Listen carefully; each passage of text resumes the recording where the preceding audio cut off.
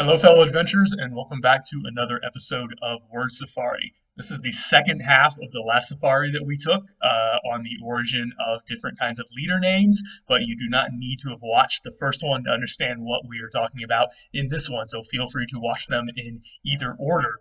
Let's begin. Let's dive into some more leader names, just like we did last time, and we are going to spend a good part of this episode talking about some good old medieval names that you might be interested in that stretch all the way back and would have been names that people would have had in the medieval rank system in England and sometimes in other parts of Europe, depending on the word. So let's get started with two really important names, some fundamental names in the Old English and Middle English rank system, and that would be Lord and Lady. Of course, these are pretty generic terms that we use today. One is masculine, one is feminine, so they are gender specific, and as we go through this, we are going to see why they are gender specific, because there is actually a historical reason behind the gender specificity of these words. It's not an accident. So you may not know this, but there is a connection between these two words, Lord and Lady. They are etymologically related to each other. It's not random that they start with an L and then a vowel that's kind of similar, because they do both come from a similar root. Now, Lord comes from two Old English words, hlaf-weard, that's about how it would have been pronounced, and lady comes from two Old English words, hlaf-dig. Now, hlaf and hlaef are actually the same word, and they're spelled slightly differently, and we don't need to go into why that is in Old English, but they are the same word, and what that word means in modern English is actually just loaf. And you can see the resemblance because we totally got our modern English word from this Old English word loaf. We dropped the H because it was hard to say hlaef or something like that, and so we basically just simplified it a little bit to get this word loaf. So the first part of Lord and the first part of Lady actually have the word loaf in them, which is interesting, and you're probably wondering at this point, okay, what would a lord and a lady have to do with a loaf of bread? Like, that's not a connection you would necessarily make on your own. Well, let's talk about the second half of these two words. You may be able to guess the second half of lord, this weard part, because it looks a little bit like a modern English word, warden, okay? And that's because warden actually comes from this word weard in Old English. And interestingly, guardian also comes from this word through a kind of serpentine way of derivation through Norman French, but that's another story and we won't get into it. So this word in Old English, weard, could be warden, guardian, guard, something like that, okay? So when you put those two parts of the compound together in the word lord, hlaf-weard, you actually just get something that means loaf guardian or loaf warden or loaf guard or something like that. So etymologically, the word lord means the person who is in charge of the bread, which of course is an important function of any family or any society. The person or the people who are in charge of the food are going to control a lot of things. So you can see how this word would evolve from a more specific meaning of being in charge of the bread to the more general meaning of being in control, which is basically what our word lord means today, whether as an official noble title or just as a term, right? But it comes from this idea of being in charge of the bread. And you can see phonologically how it would evolve from hlaf-weard and kind of get run together, hlaf-weard, hlaf-weard, lord, lord, and I just kind of did it there. You can see how it sort of evolved, right? Okay, let's talk about the second one, hlaf-dig. Now you can see how hlaf-dig would eventually evolve it into lady, right? Hlaf-dig, landi, lady, all right? So it's the same word, but let's talk about the second component here in this Old English compound word, hlaf-dig.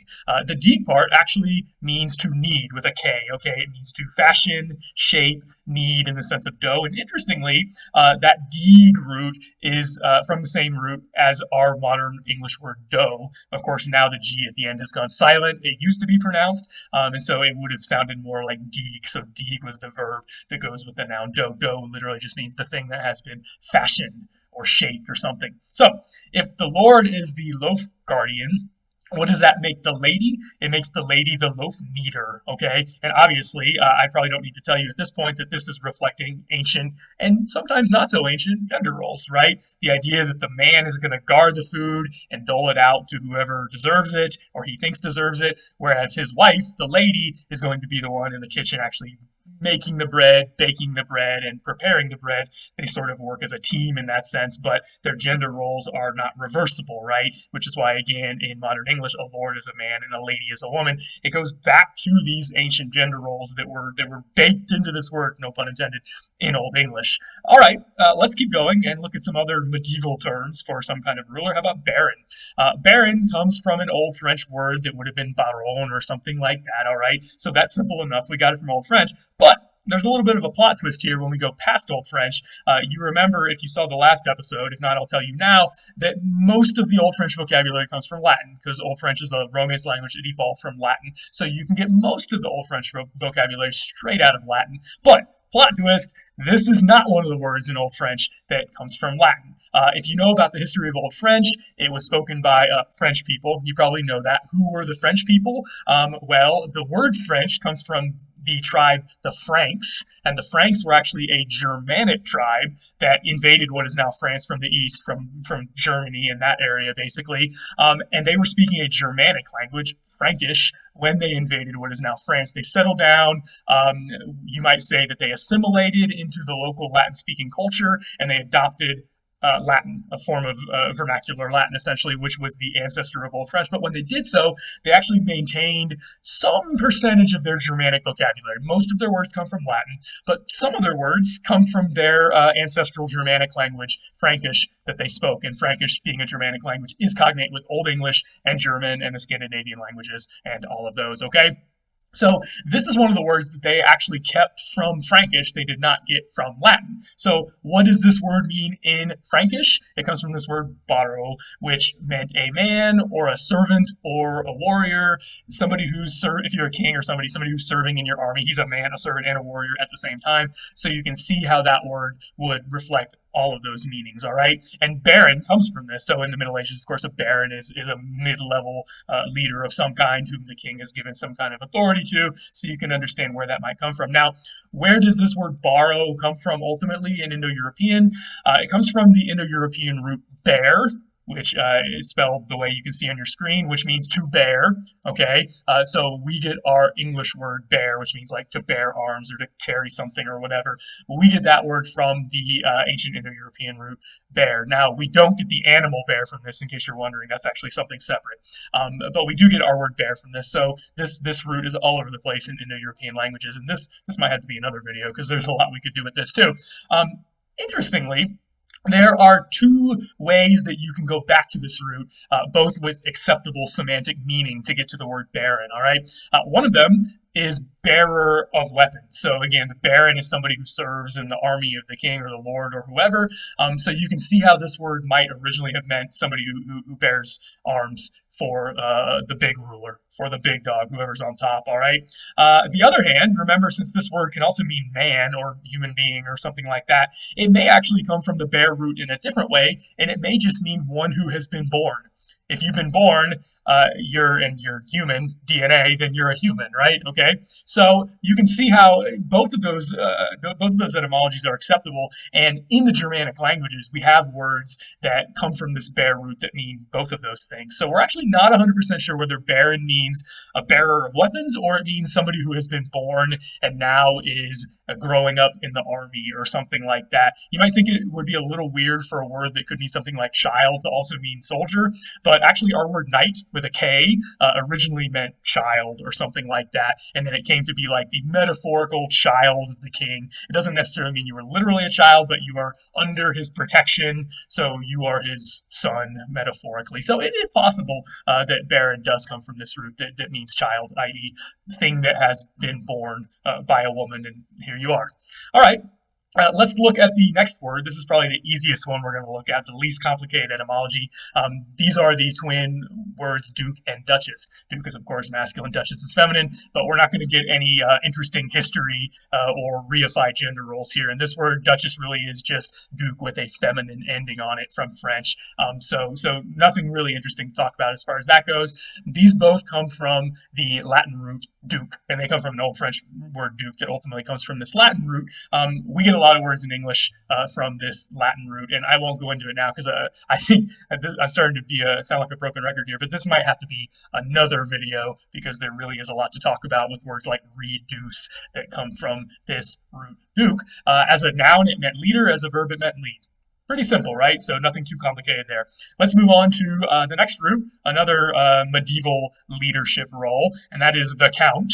We all know about counts, and today we associate them with, vampires and things like that. But it was a regular leadership role in the medieval period, and it comes from this old French word conte. And you can see how conte would become count in English, so not too much of a difference there. However, Old French gets this word from a Latin word, comitem. Now, the way that you get from comitem to conte is drop the I in the middle and run it together. So comitem, conte. You can see how that evolution would have happened.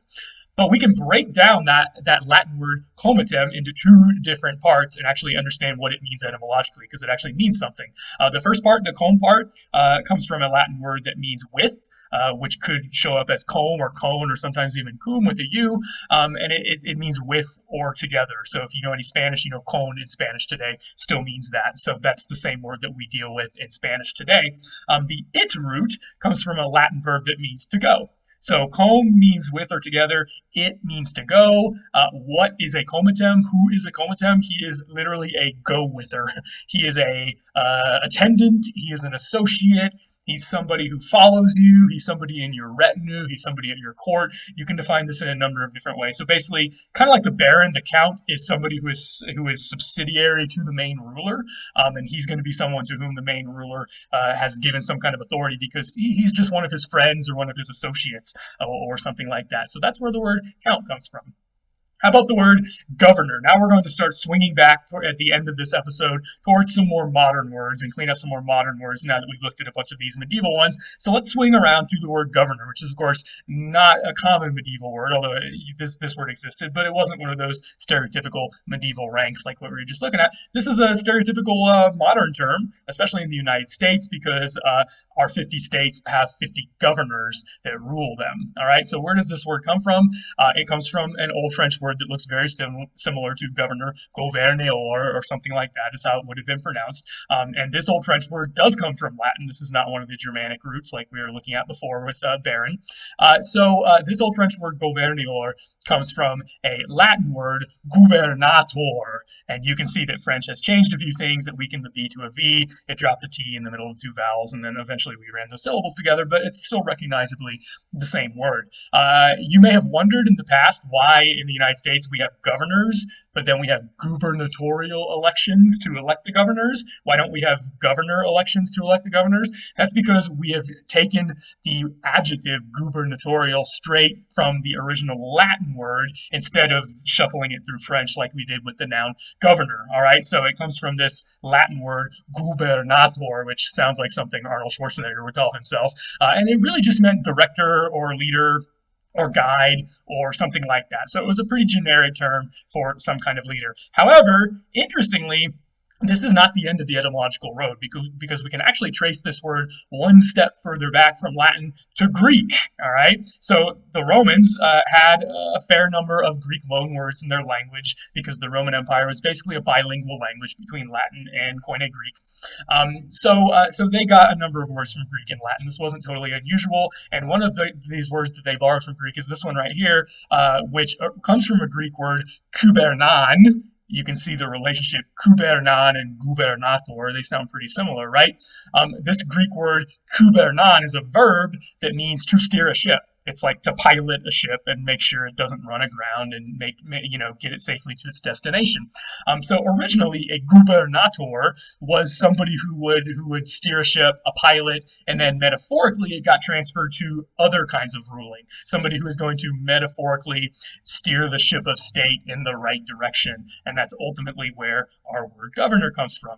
Okay, let's go to the top rank in the United States today, and that is president. President did not actually come through French.